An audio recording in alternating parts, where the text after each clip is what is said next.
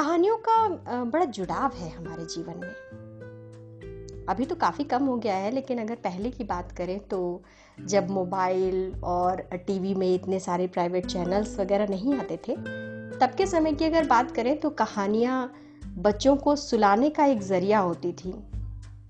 कुछ लोग कहते हैं कि लोरी सुनाते थे और कुछ लोग कहते हैं कि कहानियों की ज़िद होती थी कि कहानियाँ सुनाइए। और जॉइंट फैमिली में अक्सर देखा जाता है कि दादी और नानी के ऊपर ये सारा दारोमदार होता है कि बच्चों को कहानी सुनाकर सुला देना। तो जाहिर सी बात है कि जब कहानियों की बात चली है तो आप सोच रहे होंगे कि आखिर ऐसा क्या है जो कहानियों की बात हो रही है आज। तो मैं ये कहूँगी कि दरअसल भवानी प्रसाद मिश्र की एक कविता है सन्नाटा। वो कविता नहीं है, कहानी की तरह है, लेकिन वो कविता है। अब आप कहेंगे ये क्या बात हुई, तो मैं कहूँगी जब आप उसे सुनेंगे तो शायद आप ये समझ पाएंगे, और अगर आपने सुनी होगी तो आप ये समझते होंगे कि वो है तो कविता लेकिन कहानी की तरह है।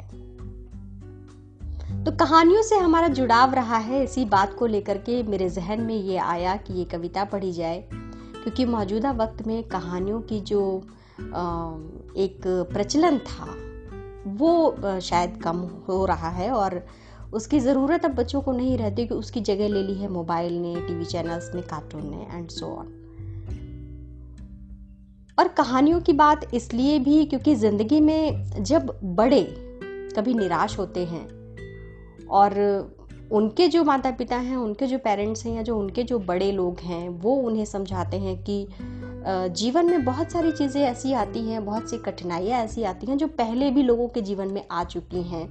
जैसे कि मसलन आप कह लीजिए कि आप रोज़ी रोटी के लिए बहुत मेहनत करते हैं, संघर्ष करते हैं, फिर आपके ऑफिसेज में बहुत सारी लेग पुलिंग होती है और बहुत सारी पॉलिटिक्स का आप सामना करते हैं, आप हताश हो जाते हैं, या फिर आप अब काम कर रहे हैं और किसी तरीके का स्ट्रेस है, फाइनेंशियल हो सकता है या फिर पारिवारिक, कुछ भी।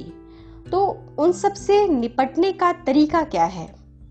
अगर आप ये किसी बुजुर्ग से पूछेंगे जो आपके बड़े हों, या फिर आपके कोई जानने वाले, या फिर आप अपने किसी ऐसे से पूछेंगे कि जो अनुभवी हो, तो वो आपको बताएगा कि हाँ, ऐसा होता है, लोगों के जीवन में परेशानी आती है, और हो सकता है कि उस समय वो आपको कोई कहानी भी बताए कि हाँ, ऐसा हुआ था कि मिस्टर शर्मा थे, उनके लाइफ में इतनी प्रॉब्लम्स थी, उनके ऑफिस में लेकर के लेग पुलिंग होती थी या पॉलिटिक्स चल रही थी, और फिर धीरे धीरे किस तरीके से उन्होंने अपने आप को उभारा। तो कहानियों की बहुत ज़्यादा जगह है हमारे ज़िंदगी में। भले अब कहानियाँ उस तरीके से ना हो, लेकिन लाइफ में जब भी किसी प्रॉब्लम में हम फंसते हैं तो एक उदाहरण जो दिया जाता है वो कहानी के तौर पर ही होता है। तो मैं आपको मिश्र जी की ये कविता ज़रूर पढ़ के सुनाऊंगी, क्योंकि मुझे लगता है कि ये कुछ कुछ कहानी जैसी है। कैसी है आपकी नज़र में, आप सुनिए तब बताइए। मैं सुनाती हूँ। इस कविता का शीर्षक है सन्नाटा। तो पहले अपना नाम बता दूं तुमको, फिर चुपके चुपके धाम बता दूं तुमको। तुम चौक नहीं पड़ना यदि धीमे धीमे मैं अपना कोई काम बता दूं तुमको। कुछ लोग भ्रांतिवश मुझे शांति कहते हैं, कुछ निस्तब्ध बताते हैं, कुछ चुप रहते हैं। मैं शांत नहीं,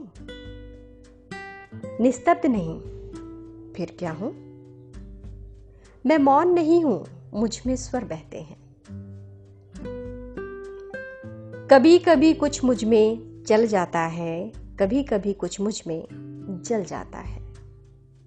जो चलता है वो शायद है मेढक, वो जुगनू है जो तुमको छल जाता है।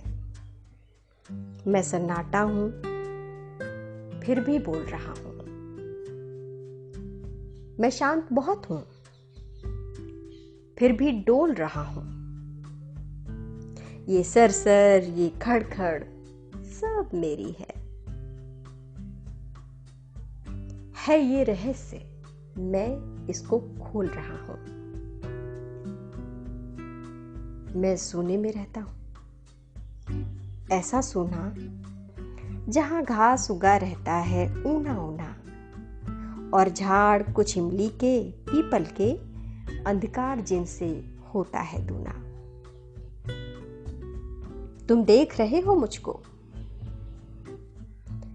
तुम देख रहे हो मुझको जहाँ खड़ा हूँ, तुम देख रहे हो मुझको जहाँ पड़ा हूँ। मैं ऐसे ही खंडहर चुनता फिरता हूँ, मैं ऐसी ही जगहों में पला बढ़ा हूँ।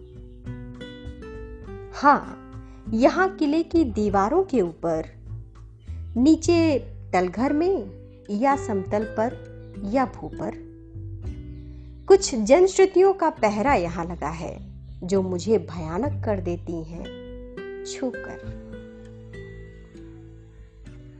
तुम डरो नहीं, वैसे डर कहाँ नहीं है, पर खास बात डर की कुछ यहाँ नहीं है।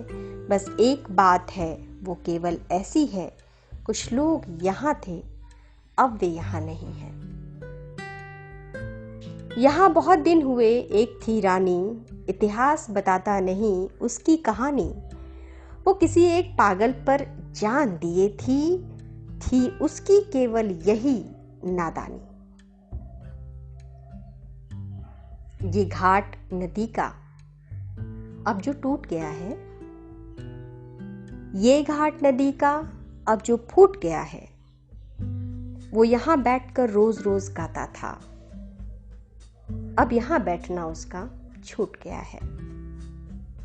शाम हुए रानी खिड़की पर आती थी, पागल के गीतों को वह दोहराती। तब पागल आता और बजाता बंसी, रानी उसकी बंसी पर छुप कर गाती। किसी एक दिन राजा ने यह देखा, खिंच गई हृदय पर उसके दुख की रेखा। यह भरा क्रोध में आया और रानी से उसने मांगा इन सब सांझों का लेखा जोखा। रानी बोली, पागल को जरा बुला दो, मैं पागल हूं राजा, तुम मुझे भुला दो। मैं बहुत दिनों से जाग रही हूं राजा, बंसी बजवा कर मुझको जरा सुला दो। वो राजा था, हाँ कोई खेल नहीं था, ऐसे जवाब से उसका कोई मेल नहीं था। रानी ऐसे बोली थी जैसे इस बड़े किले में कोई जेल नहीं था। तुम जहां खड़े हो यहीं कभी सूली थी, रानी की कोमल देह यहीं झूली थी। हाँ पागल की भी यहीं, रानी की भी यहीं। राजा हंसकर बोला, रानी तू भूली थी, किंतु नहीं फिर राजा ने सुख जाना। हर जगह गूंजता था पागल का गाना। बीच बीच में राजा तुम भूले थे, रानी का हंसकर सुन पड़ता था ताना। तब बरस बीते, राजा भी बीते, रह गए किले के कमरे रीते रीते। तब मैं आया, कुछ मेरे साथी आए, अब हम सब मिलकर करते हैं मन जीते।